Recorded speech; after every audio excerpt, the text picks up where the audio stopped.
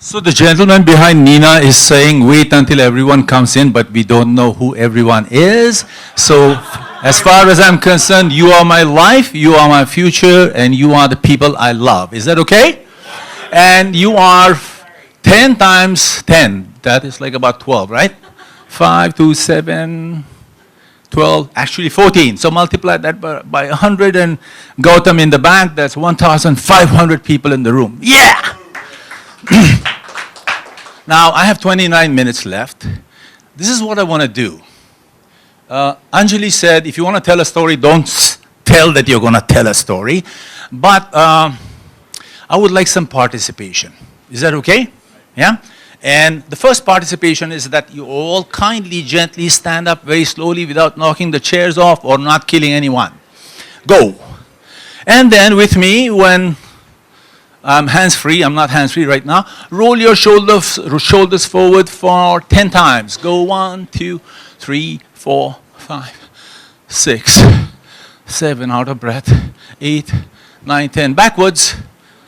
10, 9, 8, 7, 6, 5, 4, 3, 2, 1.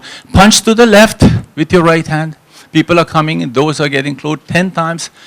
7, 8, 9, 10. And then to the right with your left. 1, 2, 3, 4, 5, 6, 7, 8, 9, 10. And give the whole world a Sunday punch. You go, kapow! No, Sunday punch starts from the bottom and hits the sky. You go, kapow! Yeah, one more time. I didn't hear kapow. Especially from you, Nina. I want the right hand. You know, are you a left-hander? Yeah. All right, go kapow! Kapow! Very good.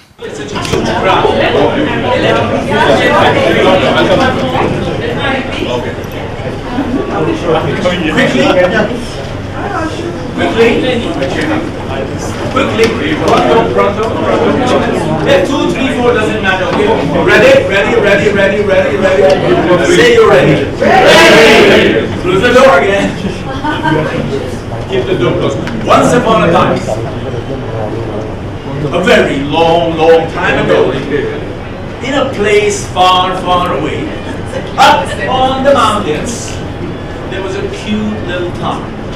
It was a beautiful little town. The streets were clean, they were well paved, and the houses were made like of chocolates and cookies, and the birds and the bees and the flowers were there, and the trees hung low, and the smell, the aroma of that beautiful town was just fantastic. People were happy. I can't use my hand. People were happy. You can hear me all right? Yes. It doesn't matter. I don't need the video because I never use it. Is that okay? Yeah, let's have fun. So let me go back. Beautiful town, paved streets, right? Happy people, loving each other, being kind to each other, no sickness, no corona, nothing. Nada, zero, okay? Now in that town, besides it being such a happy, abundant town, there were 2 beautiful women. Really beautiful. Apsaras, they call them in Cambodia, and also in India. And these 2 beauties were the heart and the soul of this beautiful town. The town was inspired by them, motivated by them. Just the sight of these 2 beauties kind of made their hearts grow bigger. That's how the town was. Now, here's what happens. I'm catching my breath. Here's what happens. Over time, things change, don't they? Do they? Yes or no? Yes. How do they change? What does time do to beauty? It's over. It ravages beauty, doesn't it? So many years pass by, and things were not the same anymore here.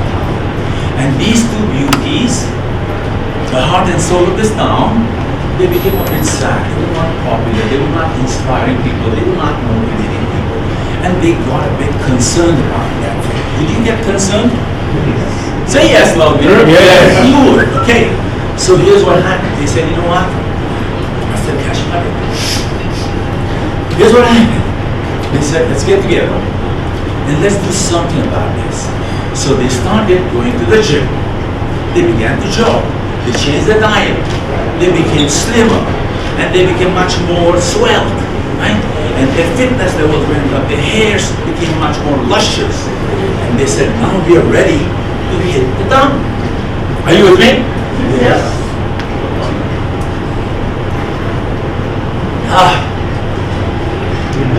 Storyteller needs to record. They said, let's hit the town and find out if we can regain our popularity. Can we be famous again? Can we still touch the heart and the minds of the town? So they went up to the main street of the town, both of them, one to the right and one to the left, and they said, let's do this. I go first, you go second. Fine, it's a deal. So the first beauty began to walk down the main street of the town. She had done dieting, exercising, spa, yoga, meditation, what have you. And as she walked down, no one looked at her. No one smiled. No one was inspired. No one even gave her a single glance, forget a second glance. She came back a little annoyed. And she said, I'm going to change this. So what she did was she got a bit bold. A bit bold, thus she removed her colorful scarf and threw it on the ground. She took off another garment and threw it on the ground, and she was bold. A bit. And she walked the street down. One more time. 1, 2, 3, 4, 5, 6. This time, nothing happened again. In fact, some people went, like that. Say, So she came back. She said, this is not working. I need to get bolder. So she removed a few more garments from her physiology, from her body. And she walked down the main street again. This time, people said, yuck. Say yuck with me. Yeah. Ouch.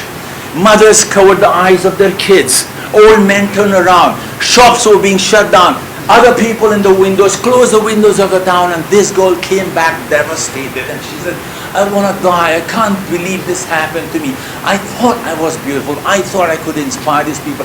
I thought I could change the world.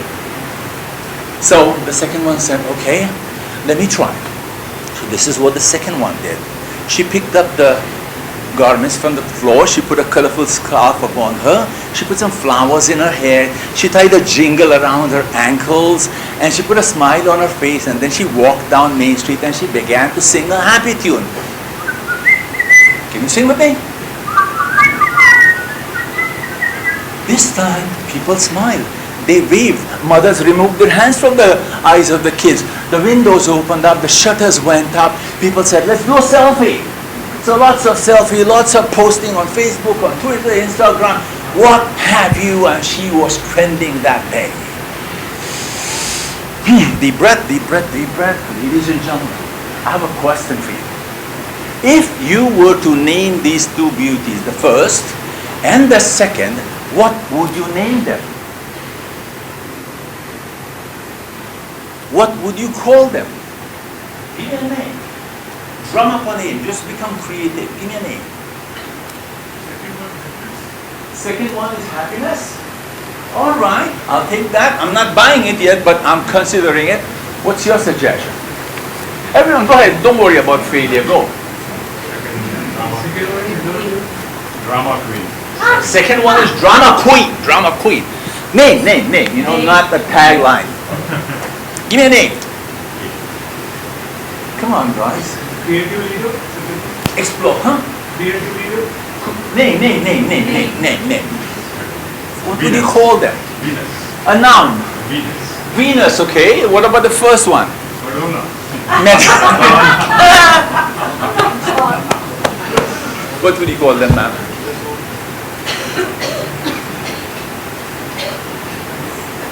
Okay. So I'm going to reveal their names, but a couple of questions before I reveal their names. Were you enjoying the story? Yes. Did I kind of catch you for the last 2-3 minutes? Yes. Right? Is it possible for you to recall almost all of the story? Yeah. Did you see a lot of pictures in your mind? Yes. What did you see? Tower, clean streets, windows, people, mothers, fathers, and all. Isn't it? So here are the names of the two ladies. The first one is called Truth. Truth. In Hindi, it's called Sachai. right? And the other one was called story. In Hindi, it's called kahani. So the first was truth, and the second was kahani. Now, the truth, when it gets bolder and boldest, people shun away from it, right? They get repelled by it. They hate it. They don't want truth. What do they want? Story. There you go. My job is over, right? People want stories. They want facts to be packed in roses, rainbows, and rhythm all the time. Any bitter truth, you need to wrap it in the sugar of the story. And that's where the power of storytelling lies. So whether you're selling stuff, whether you're changing the direction of the organization, whether you're inspiring people, you need to wrap everything you have to say in a story. Are you with me? Are you with me? Yes. Say yeah. Yes. Very good. Say yeah a bit louder. Yes. So I can catch my breath. Now, 5 things happen to you when people hear a story. And before, where the heck is my PowerPoint? Can we skip the PowerPoint? Is that okay? Death by PowerPoint, you know. I'll give it to you. It's on slide share. So 5 things happen. But before I tell you what 5 things happen to a human mind, let me give you the structure of the brain. You've heard lots of neuroscience and my brain and your brain. Simplify it. Paul MacLean in the 60s, all up to the 90s, wrote a book called The Triune Brain. That means the evolution of the brain from 100 million years ago until now. So the first 80 million years, the primitive brain inside, called sometimes the reptilian brain. I don't like those names anymore. So for me, it's the reactive one. It's a seat of fight, flight, fright, and anything else you can think of with the letter F. You with me? Feed, whatever. So that's the seat of fight. Repeat after me. Fight, flight, fright, or whatever combo. Then the second one, which matured over the next 20 million years, is our emotive brain, our middle brain, and that's the seat of hopes, dreams, compassion, kindness, ethics, values. That's the midbrain. And the last one, the neocortex or the neofrontal cortex or the new brain or the cerebrum as they call it, which is the largest one, is our reasoning brain. So how many levels of brains? The reactive, the romantic, and the reasoning. Is that all right? Yeah, fine. Because conscious, unconscious, subconscious, superconscious, whatever you want to do it, right? Now, so when you hear a story, what happens is the reasoning brain, which does the police job, like I don't want this information, I'm going to analyze this information, I'm going to compare it to what exists in my mind, it kind of parts ways like the Red Sea. It says it's a story about a silly old town up on the hills. It's about these 2 imaginary women. So it doesn't resist the entrance of the data or the information that's wrapped in roses, rainbows, and rhyme. Are you with me? It just says, fine, it's a story. What the heck? My grandma used to tell me stories. My mom and dad used to tell me stories. Teachers used to tell me, it's just a story. So it passes through that. So there is no resistance to it, very little friction. It enters the romantic brain. When it enters the romantic brain goes, wow, colors, sounds, smells, butterflies, bees, fruits, clean roads, and etc., and beautiful stuff. It's fantastic. I like this. This appeals to me. I can party with it. It goes to party with the new data that's coming in through a story form. That's the second romantic brain. The third one, the reactive one, which is usually afraid of stuff, it goes, what the heck? The first guy let them in. The second guy is having fun. They are both juvenile imbeciles. They're idiots. They have no idea what to be afraid of. I'm going to go to sleep. I'm going to enjoy this journey. And so whatever information you give it, 3 things happen. Once, the rational brain kind of opens up. The romantic goes to fun. The reactive brain kind of becomes a bit quiet, and data enters and settles down. Are you with me? The fourth thing that happens is all the neurons in the head, 100 billion of them, 40 million here in your heart, and another 100 million connected to the brains, they go to dance. They begin to send synaptic messages to each other rapidly. They become cool, calm. They become a lot more aware and a lot more conscious. And the information settles down into your deeper memories. Are you with me? And whatever is in your deeper memory, whatever is in your long-term memory, is your belief system. Right? How do you create belief systems? It's there, I remember. Ask anyone. For example, what are your values? Give me a value. Respect, okay? So tell me, why do you hold respect as a dear value? What would your response be? Because one day, a long time ago, when I was young, I learned something, isn't it? Oh, talk about honesty. Why do you believe in honesty? Well, when I was young, my dad said this to me, or my mom said this to me. Are you with me? You go back to a time and space a long time ago. You go back to your foundational values. That's what stories do. The fifth thing that happens is when I tell you my story, right? Parallel stories come up. That means the mirror neurons begin to respond. Anything I say, you go, yeah, I had a similar experience. I can relate to that. I can align to that. So whatever stories I'm creating up here in the sky, a cloudy bubble, you begin to attach bubbles to it, like cotton candy, right? You can pluck something, you can put it back, it doesn't change shape. Are you with me? So 5 things happen when you hear a story, tell a story, or participate in a story. Am I clear? Claro? Okay. Not claro? Claro, okay. Now, if that's what happens to individuals, what do you suppose happens to a group of people, a team, a community, a large organization, when stories begin to seep through their systems? A large organization or a large team is actually no different than the human system, is it right? They too say, well, that's a nice guy coming in good colors, and she has jingles and bells, let her in. She's got a smile on her face. So they let the stories come in. They let the stories flourish. So with stories in your organizations, you can create your brand identity. That means, who are you? What are your core values? That's who you are. You can enhance existing culture. You can cultivate it if it's a good one. You can drive change if you have the right stories, because all the memos, all the bullet points, all the town hall meetings won't have an effect unless people begin to talk about their values in the corridors of the organization, in the cafes, at the water coolers. That's where stories exist. And a good leader will do that. Time for my slide deck. But let me tell you, Coca-Cola uses stories, yes or no? Oreo uses stories, yes or no? Dove soap uses stories, yes or no? Right? They all do, massively. When McDonald's came to India 25 years ago, what did they use?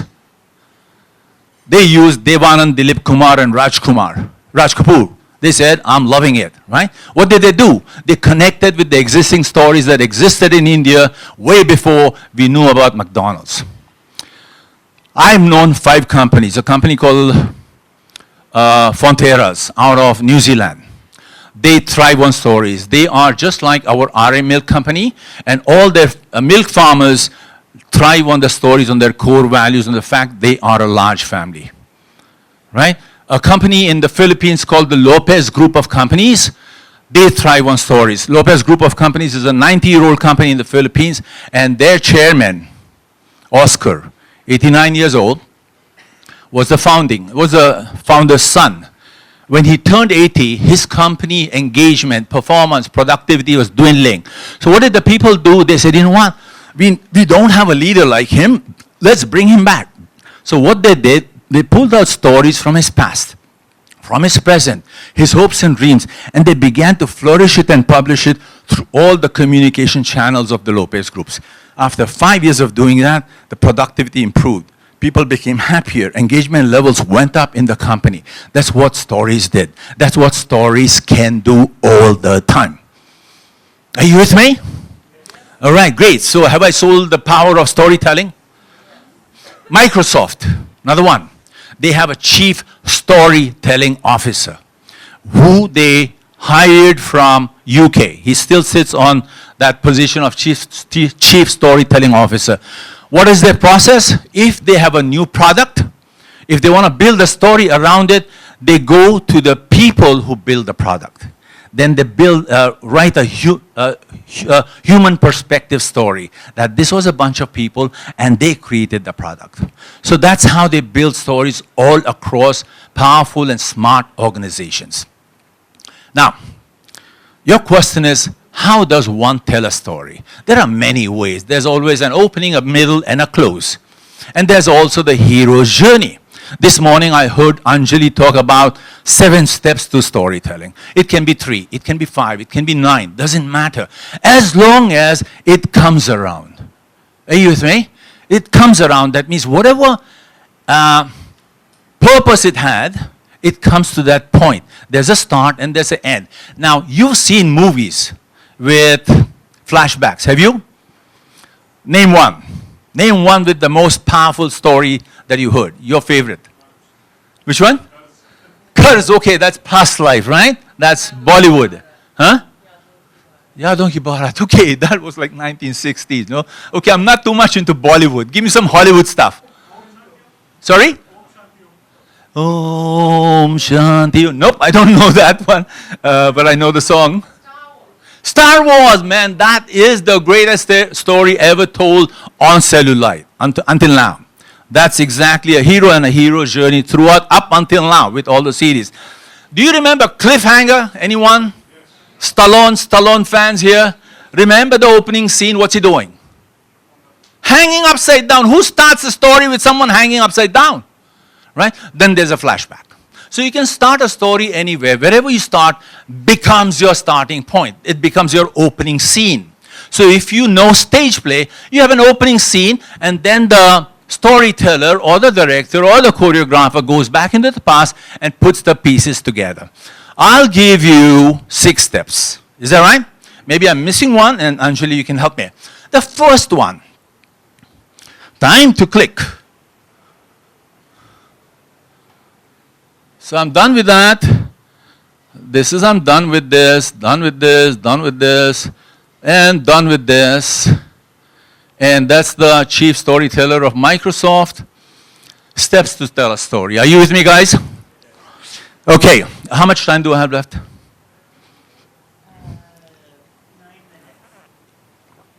minutes. Jesus. Jesus. Jesus. 8.5. 8.5. Here's what I'm going to do. I'm going to tell you a story very quickly. Sorry, I said I'm going to tell you a story. Your job is to watch my steps. Fine? I kind of glance at them so you know I'm on track. Okay, number 1. Pick a simple truth. Can I see it there? No, I can't. I have to turn around. Start with a simple truth, a motto, a message, whatever your point might be, whatever your purpose behind your storytelling is, start with that. Pick that. Decide upon that. My simple truth is I believe in questions. I believe in the power of questions. That's why I spent 3 years doing sessions on coaching in the other room, because I believe in the power of questions, because I think questions are the answer. Questions are more powerful than statements or declarations or whatever questions work, because questions involve other people. Now, here's the story. Last 5 minutes, right? 7 minutes. About 10 years ago, I was babysitting my daughter and her 2 friends.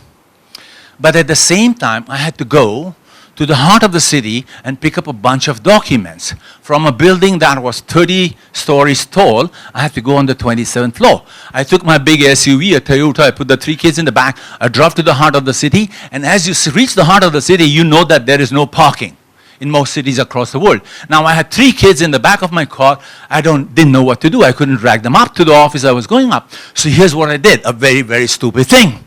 I parked the car on the side of the road, I rolled the windows down, put the aircon on top, and locked the doors and told the kids not to move, not to touch anything. And if someone comes, do nothing about it, right? If they drag away the car, just stay put in the car, I'll come and find you. I'm your father.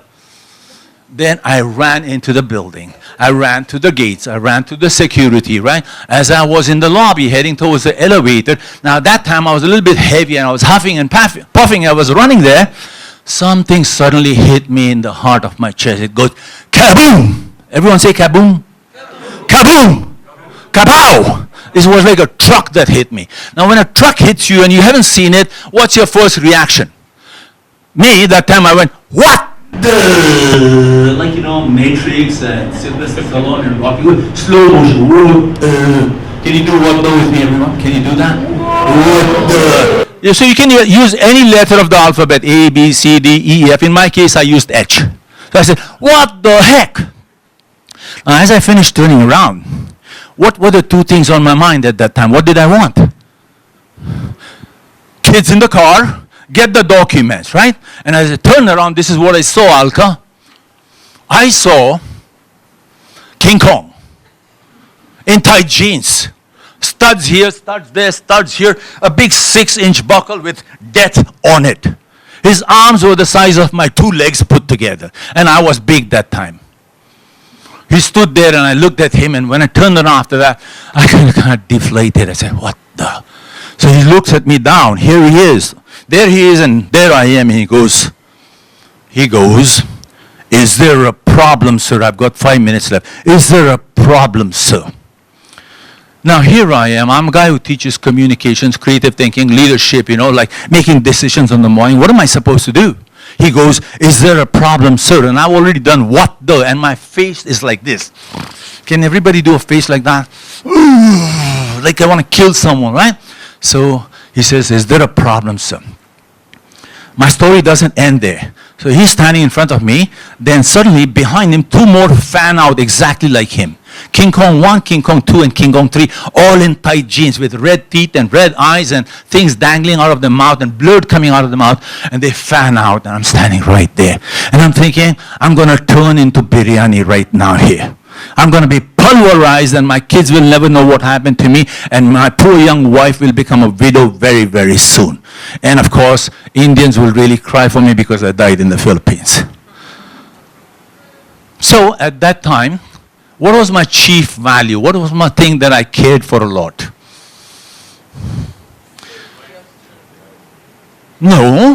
What was my chief value? What do I believe in? What was my simple truth? I believe in questions. Absolutely. Thank you very much. Huh? So I asked the question. Now I give you 1 minute to think of what kind of question would have saved my life, got me the apology, and got me out of the situation and got me home. What kind of question would have saved my day? Hurry up.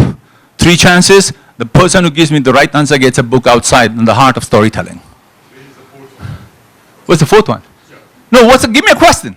Give me a question that'll turn the boat around. That'll put the ball in his coat. Yeah, hurry up.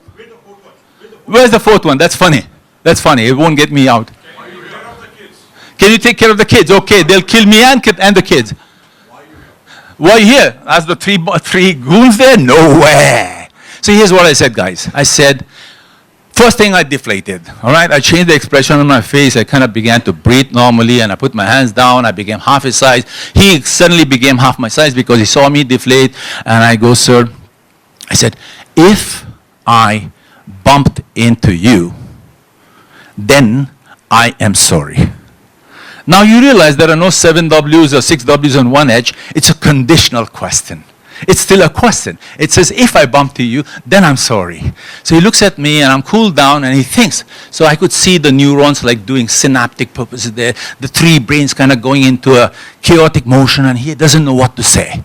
Then he slows down, and he goes, no, sir, it was I who bumped into you. Did I get what I wanted? There we go. But at the same time, this is what happened. When this scene was happening, the world around me had frozen just like yours. Right? My kids had gone like a home alone. Right? The security guard had pulled out his gun. The receptionist there had pulled out her gun. People had paused like in the Matrix movies. Everything was a standstill. Modi was there in visiting Philippines. He was hugging Duterte, and he said, whoa, problem solved. The big crisis is off and we are back to normal. Modi gave a hug to Duterte. I was free to go. I picked the documents. I was home scot-free. story ends. Questions are powerful, and stories are equally powerful. So paint a setting similar enough to current realities, dramatize the suspense and the struggle, and in the end, most inspirational stories need to end in success. If you want to drive change, don't give them sad, depressive stories. Give them positive, motivating stories. 3 minutes left. Just 1 minute left. God bless you, everyone. So that's how it is, guys. I went a little fast, I went a little heavy.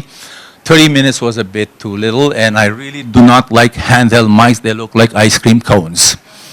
So I like to use my hands. Can I put this down now? I don't know who's going to watch the video. I've never seen it ever. In the last 4 years, I've never heard of it. Okay, story, Dr. Bhatia.